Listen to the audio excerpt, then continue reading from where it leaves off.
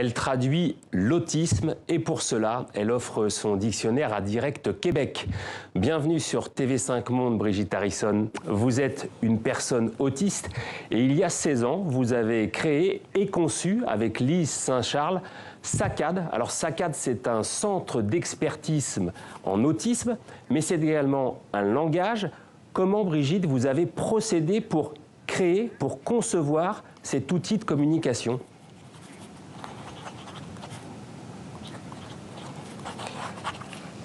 Bonjour.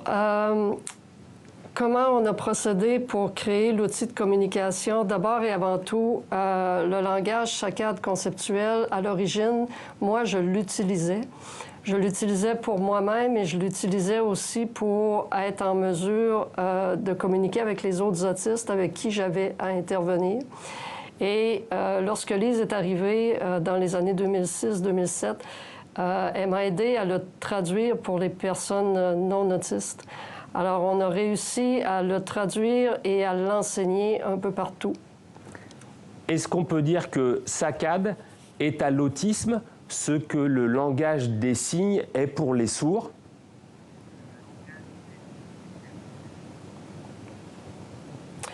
Oui.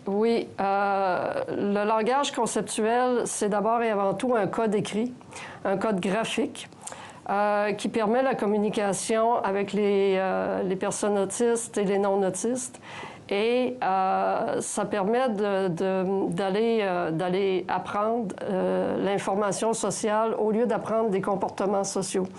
Dans le même sens où les personnes sourdes ont eu la langue des signes, les personnes autistes, vous savez, dans l'autisme, il n'y a pas qu'un problème de connexion, il y a aussi un mode langagier qui est différent.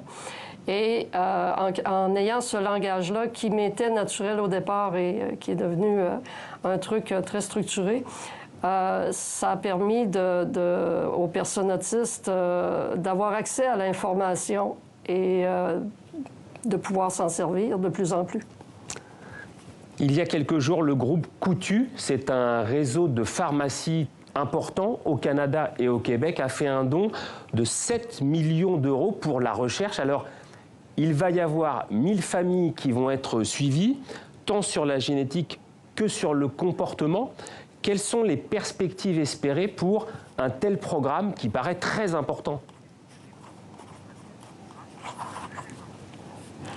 D'abord, c'est tombé du ciel. On est très heureux que la Fondation Marcel et Jean Coutu ait offert au centre universitaire multidisciplinaire. Ils ont offert cette somme-là. Ça va être super important. Ils doivent étudier la génétique, les aspects cellulaires, cérébraux et comportementaux et la qualité de vie des familles. Je veux le préciser parce qu'ils vont avoir plusieurs secteurs. Et ça va avoir tout un impact, je vous dirais. On est très heureux. Ça va avoir tout un impact. L'objectif principal, je pense, qu'ils ont, c'est de faire avancer les connaissances en autisme, c'est de préciser le diagnostic en essayant d'identifier des sous-groupes. Et c'est aussi d'arriver à référer des approches, ou du moins à penser à des approches optimales dans les soins des personnes autistes. Ce qui est particulier, c'est que c'est un projet qui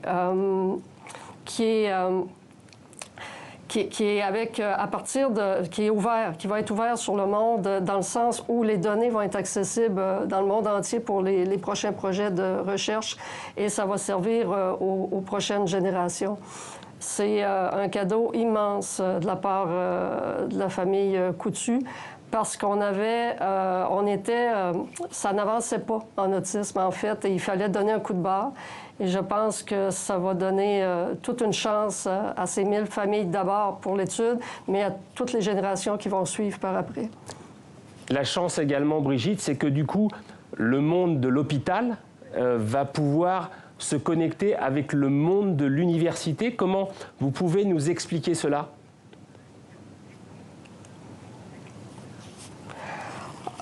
il y a ici les chercheurs. Il va y avoir... il y a 6 grands centres hospitaliers ici qui sont des centres universitaires à Montréal qui vont être capables de travailler ensemble et de partager les données qu'ils vont ramasser avec les 1000 familles. Et c'est une première, hein, parce que la recherche en autisme, on ne peut pas dire que les gens se parlent beaucoup. Et ils ont réussi à asseoir les gens autour d'une même table. Ils ont réussi à regrouper les gens. Fait que ça commence à être un gros chantier qui va regrouper plein de gens, finalement, et qui va peut-être enlever les conflits et permettre à tout le monde de travailler ensemble pour le bien des autistes et de leur famille. L'espoir également, j'imagine, c'est de pouvoir obtenir de nouvelles thérapies? Oui, il va y avoir... nous, l'espoir est d'abord d'avoir plus de précision sur la population autistique pour le diagnostic, pour éviter les faux diagnostics ou les dérives. Mais en même temps, oui, d'avoir des thérapies plus adaptées. Chez nous, ce qu'on faisait déjà à SACAD, c'était on ne suivait pas les courants déjà existants d'enseigner des comportements ou des trucs comme ça. On était déjà en train d'essayer d'être plus en avant. C'est un modèle neurodéveloppemental chez nous qu'on est en train de construire. Ce qui fait qu'on était dans les premiers, ça fait 15 ans qu'on est là-dessus. Et il y a coulé beaucoup d'eau sous les ponts depuis les données qu'on avait au début des années 2000. Ça fait qu'on a de nouvelles informations qui rentrent constamment. Et c'est important parce qu'il faut en tenir compte pour l'intervention, il faut en tenir compte pour savoir quoi faire avec les personnes autistes et arriver à avoir de meilleurs résultats. On avait déjà des bons résultats à SACAD comme tel, mais il n'y avait pas beaucoup de gens qui travaillaient comme ça encore, là. Vous avez eu une scolarité classique, vous êtes travailleuse sociale depuis 30 ans, mais vous avez été diagnostiquée personne autiste seulement à 39 ans. Pourquoi aussi tardivement ?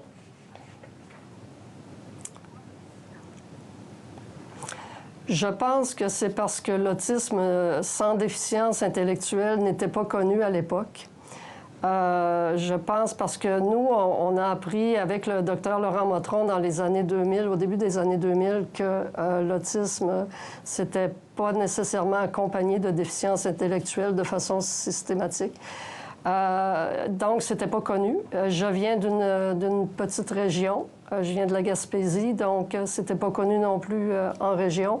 Ça faisait même pas partie les autistes de haut niveau faisaient pas partie comme tel des diagnostics possibles en autisme à l'époque parce que seules les personnes qui étaient très, très en difficulté avec beaucoup de troubles arrivaient à avoir un minimum de diagnostic. C'était la réalité à l'époque. Tandis que dans les années 90, il y a eu un déblocage aux États-Unis, ici en Amérique, avec Temple Grandin, qui a fait connaître que l'autisme, finalement, n'était pas nécessairement accompagné de déficience. La recherche a avancé au niveau des adultes aussi. Et en 2004, on a eu un immense colloque ici au Québec qui permettait de comprendre un peu plus les personnes adultes autistes. Et moi, je fais partie de la première génération qui est sortie publiquement comme autiste adulte. Ça fait que je ne l'ai pas su. J'ai eu énormément de difficultés et finalement, j'ai été chanceuse dans mon parcours parce que j'ai réussi à avoir de l'aide au bon moment et au bon endroit, là. Je vous remercie, Brigitte. Le temps nous est compté. On se reverra très bientôt sur TV5 Monde ou ailleurs. Brigitte Harrison, merci d'être passée par Direct Québec.